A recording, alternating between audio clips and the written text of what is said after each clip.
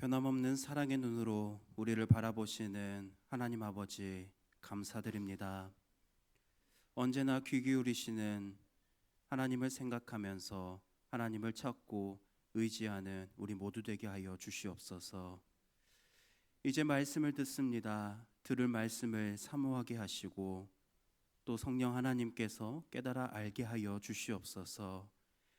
깨달아 알게 하시는 그 지혜로 인해서 우리가 세상 속에서 분별하면서 하나님의 말씀에 순종하는 삶을 살게 하여 주시옵소서. 또한 하나님께 간구하는 성도님들을 기억하여 주시옵시고 하나님의 때에 또 하나님의 방법으로 응답하여 주시옵소서. 죽기까지 우리를 사랑하신 거룩하신 예수 그리스도의 이름으로 기도합니다. 아멘. 하나님의 말씀 사사기 11장 28절에서부터 31절 말씀입니다. 하나님의 말씀 사사기 11장 28절에서부터 31절 말씀입니다. 우리 한 절씩 교독하겠습니다. 암몬 자손의 왕이 입다가 사람을 보내어 말한 것을 듣지 아니하였더라. 영이 입다에게 임하시니 입다가 길르앗과 므낫세를 지나서 길르앗의 미스베에 이르고 길르앗의 미스베에서부터 암몬 자손에게로 나아갈 때 그가 여호와께 서원하여 이르되 주께서 과연 암몬 자손을 내 손에 넘겨주시면 내가 암몬 자손에게서 평안히 돌아올 때에 누구든지 내 집 문에서 나와서 나를 영접하는 그는 여호와께 돌릴 것이니 내가 그를 번제물로 드리겠나이다 하니라. 아멘. 오늘 본문은 전쟁 직전에 긴장된 상황에서 시작합니다. 암몬 족속은 이스라엘이 자신들의 땅을 빼앗았다라고 주장하면서 이스라엘을 공격하려고 했습니다. 이에 입다는 암몬 왕에게 사신을 보내서 전쟁을 피하려고 했습니다. 그는 감정적으로 대응하지 않았습니다. 이스라엘이 암몬 땅을 빼앗는 것이 아니라는 역사적 사실을 차근차근 설명하기 시작했습니다. 그 내용이 우리가 읽진 않았지만 사사기 11장 1절에서부터 등장합니다. 사실을 보면 이스라엘은 암몬의 땅을 빼앗은 적이 없었습니다. 이스라엘이 정착하게 된 땅은 암몬에게서 취한 영토가 아니라 아모리 왕 시온과의 전쟁에서 승리하여 취하게 된 지역이었습니다. 그런데 과거를 거슬러 올라가 보면 그 땅이 처음부터 아모리 족속의 땅이었던 것은 아니었습니다.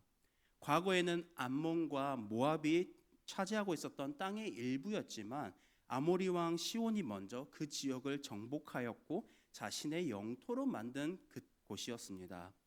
따라서 이스라엘 백성들이 그 암몬 족속의 땅을 빼앗은 것이 아니라 아모리 족속의 시온 왕이 그 땅을 빼앗았고 이스라엘 백성이 시온을 통하여 전쟁을 통해서 그 땅을 얻게 된 것입니다. 그러니까 사실적으로 따지고 본다면은 그 땅을 빼앗은 것은 아모리 족속입니다. 입다는 이러한 역사적 근거를 설명하면서 전쟁을 피하려 했습니다. 그러나 암몬 왕은 입다의 말을 받아들이지 않았습니다. 본문 28절을 보면 이렇게 기록합니다. 암몬 자손의 왕이 입다가 사람을 보내어 말한 것을 듣지 아니하였더라. 입다는 최선을 다했지만 상황은 바뀌지 않았습니다. 이제는 전쟁을 피할 수 없는 상황이 되어버린 것입니다. 그런데 이러한 상황에서 바로 다음 구절을 보면 놀라운 말씀이 등장합니다. 여호와의 영이 입다에게 임하시니. 사사기에서 이 표현은 매우 중요한 의미를 갖고 있습니다. 하나님께서 어떤 사람을 사사로 세우시고 그를 통해서 구원하시는 역사를 이루시겠다라는 표시입니다. 다시 말해서 입다는 혼자 싸우는 것도 아니고 혼자서 싸울 준비를 하는 것도 아닙니다. 하나님께서 그와 함께 하시는 상황이었습니다.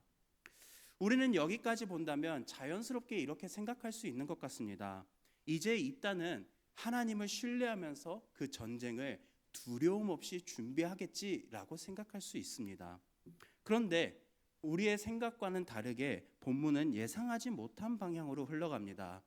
30절과 31절에서 입다는 하나님께 서원합니다. 30절 31절 제가 읽겠습니다. 그가 여호와께 서원하여 이르되 주께서 과연 암몬 자손을 내 손에 넘겨주시면 내가 암몬 자손에게서 평안히 돌아올 때에 누구든지 내 집 문에서 나와서 나를 영접하는 그는 여호와께 돌릴 것이니 내가 그를 번제물로 드리겠나이다 하니라. 이 서원은 입다의 생각을 가장 잘 드러내는 중요한 장면입니다. 입다는 하나님을 믿지 않는 사람이 아니었습니다. 하나님을 믿는 사람이었습니다. 그래서 하나님께 서원하며 기도했습니다. 하나님께 승리를 구했습니다. 하나님께서 도우실 것을 기대했습니다. 하지만 동시에 그는 불안해했습니다. 하나님의 약속만으로는 충분하지 않았습니다. 하나님께서 그에게 영으로 임하셨던 것만으로는 충분하게 만족하지 못했습니다. 어쩌면 입다의 마음에는 이랬을지도 모릅니다. 하나님께서 함께 하신다라고 하지만 그래도 확실한 보장이 필요합니다. 혹시라도 실패하면 어떡합니까? 혹시라도 그 실패했을 때 그 실패를 피하기 위해서, 성공하기 위해서 제가 무언가라도 더 해야 하는 것 아닙니까? 라는 그 마음이 그 서원을 통해서 드러난 것입니다. 자세히 보면 서원을 통해서 입다는 하나님께 조건을 걸고 있습니다. 하나님께서 과연 암몬 자손을 내 손에 넘겨주시면 제가 무언가를 하겠습니다라는 조건을 제시하고 있는 것입니다. 그래서 그는 서원을 통해서 조건을 걸면서 자신의 불안함을 해결하려고 했습니다. 사실 이거는 매우 인간적인 모습입니다. 마치 오늘날 우리의 이러한 상황도 연결지어서 볼 수 있는 것 같습니다. 하나님, 사업을 번성하게 해주시면 제 자녀가 믿음 안에서 잘 성장하게 해주시면 제가 신앙생활도 열심히 하고 하나님께 제 헌금을 정말 열심히 성실하게 하겠습니다. 이 모든 게 잘못된 것은 아닙니다. 다만 위험한 의미로 생각한다면 하나님께서 이렇게 제가 요구한 것을 조건을 내시는 것을 들어주신다면 저는 하나님을 더욱더 열심히 믿겠습니다. 제 불안을 해소시켜 주시옵소서 라는 그 마음으로 한다는 것은 좀 잘못된 해석이고 기도인 것 같습니다. 여기에서 바로 우리는 한 가지 생각해야 할 게 있습니다. 이와 같이 입다는 하나님께 조건을 제시하면서 자신의 불안을 해소하려고 했습니다. 그리고 그 뒤에 이어서 내용을 보면은 입다는 하나님께서 함께 하셔서 승리할 수 있었습니다. 그렇다면 입다의 승리는 그가 서원했기 때문인 것일까요? 아니면은 하나님의 은혜가 이미 임했기 때문인 것이겠습니까?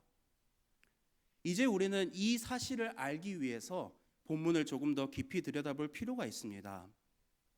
자세히 보시면 사사기 저자는 이 사건을 순서대로 기록했습니다. 본문의 순서를 다시 한번 보겠습니다. 먼저 29절을 보면 하나님의 영이 입다에게 임했습니다. 그리고 30절과 31절을 보면 입다가 하나님께 기도합니다. 이 순서는 매우 중요합니다.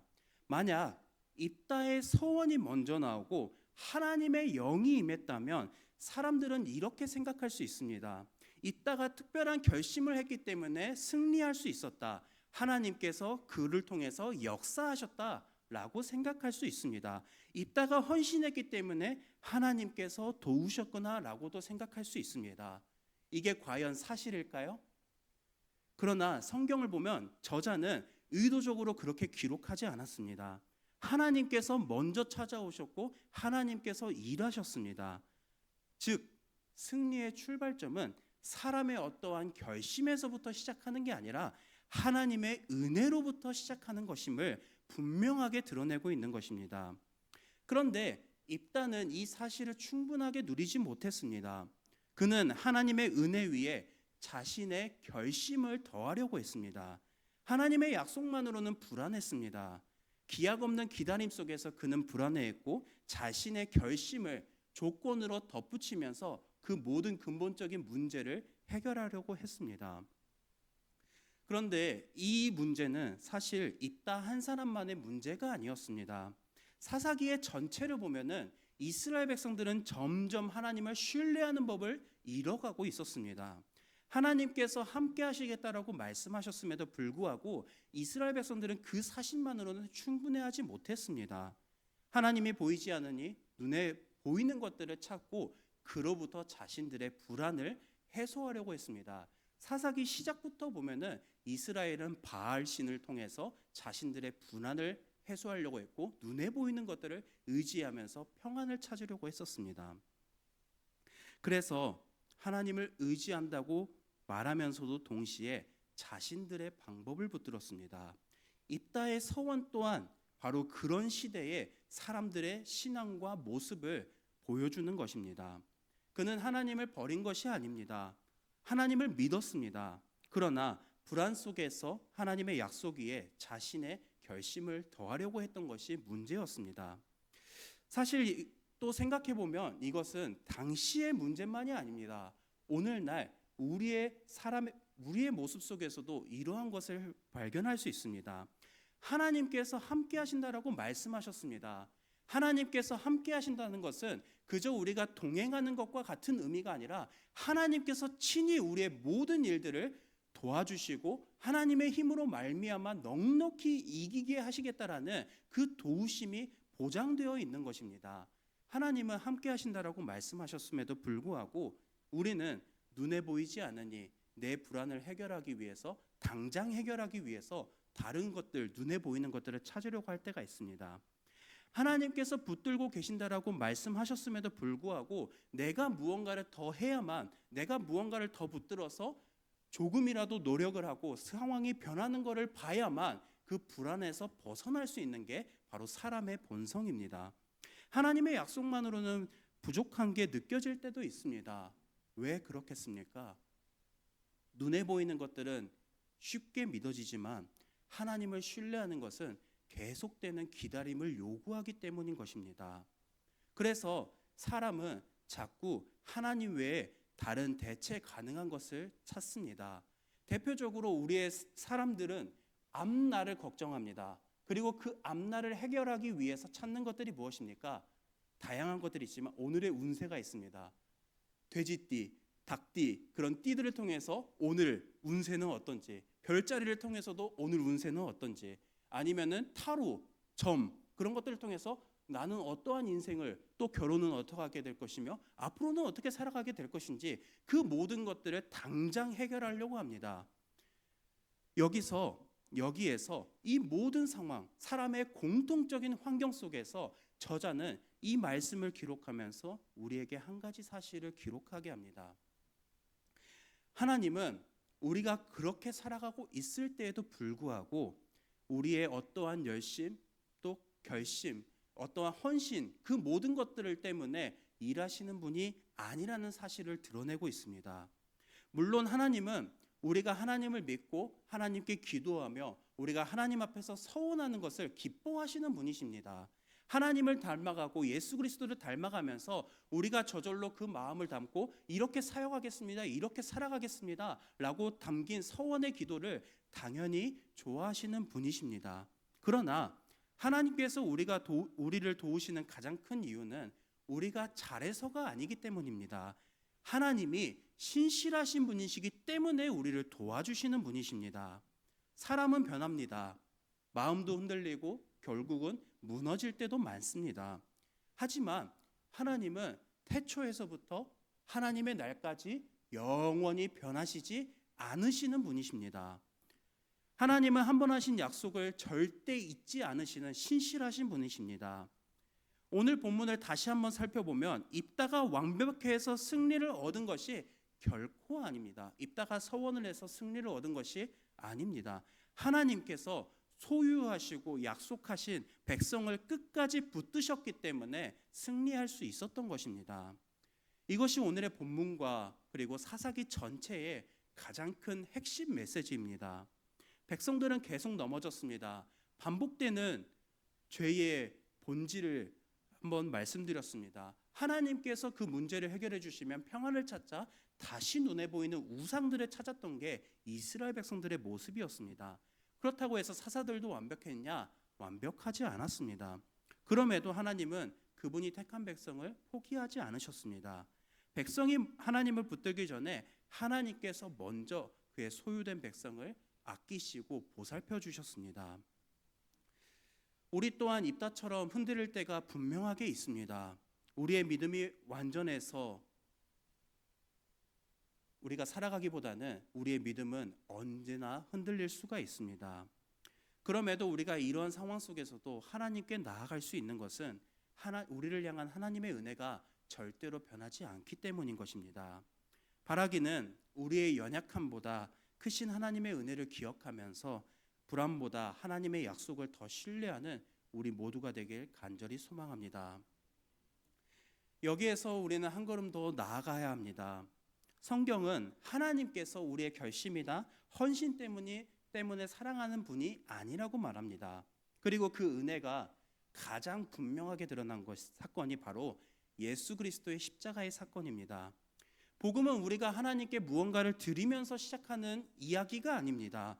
하나님께서 우리에게 먼저 주신 이야기로 시작합니다. 로마서 5장 8절 말씀 우리 한번 같이 읽어보면 좋겠습니다. 우리가 아직 죄인 되었을 때에 그리스도께서 우리를 위하여 죽으심으로 하나님께서 우리에 대한 자기의 사랑을 확증하셨느니라. 아멘. 하나님은 태초에 우리를 너무나도 사랑하셨고 그 모든 계획하신 가운데에 우리를 위해서 예수 그리스도를 보내주셨고 그로 말미암아 우리를 향한 사랑을 증명하셨습니다. 우리가 하나님을 찾기 전에 하나님이 먼저 우리를 찾아와 주셨습니다. 우리가 하나님께 사랑받을 만한 사람이 되었기 때문에 하나님의 아들인 예수 그리스도를 보내주신 것이 아닙니다. 우리가 아직 죄인 되었을 때에 하나님으로부터 멀어진 그 시대에서 상황에서 그리스도를 보내주심으로써 그 관계를 회복시켜 주셨습니다. 십자가는 이미 하나님께서 우리를 사랑하셨다는 것을 분명하게 드러내는 가장 완벽한 증거입니다. 그래서 성도의 삶은 내 불안을 해소하기 위해서 하나님의 일하심과 겸하여서 나의 어떠한 열심을 더하는 것이 아니라 하나님께서 이미 우리에게 주신 그 은혜를 믿고 붙들고 의지하면서 살아가는 삶이어야 합니다. 성도의 삶은 이러해야 합니다. 그러나 불안이 찾아오면 우리는 이거를 쉽게 잊어버릴 때가 있습니다. 그리고 다시 내 믿음과 열심을 겸해서 하나님을 섬기려고 합니다. 내가 제대로 믿고 있는 걸까? 내가 기도를 더 해야만 이 상황이 나아지는 것일까?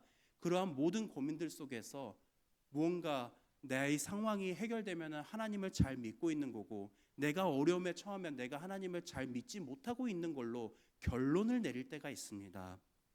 그러나 복음은 우리의 시선을 거기에 머무는 게 아니라 신실하시고 변함이 없으신 예수 그리스도의 십자가의 사랑을 바라보게 합니다.